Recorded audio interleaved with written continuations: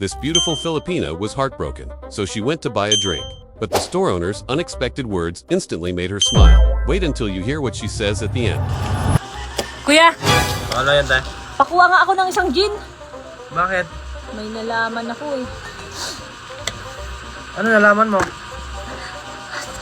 Kasi, akala ko kasi, ako lang yung mahal niya. O tapos? Tiyan.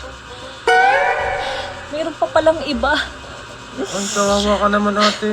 Before you hear what the store owner said, hit like and subscribe. You'll never guess what made her smile. Hindi ka dito sa loob, te. I-cheer up kita. Tapos tayo na lang. Magiganti tayo. Oo, hihiganti tayo. Pag-hihiganti kita, te. Tara, dagdagan nga tong 2 gin, ha. Huwag mo nang bayaran. Halika dito. Ha, pasok ka dito. Ayoko, pare-pareho lang kayong mga lalaki. Pati naman, uy.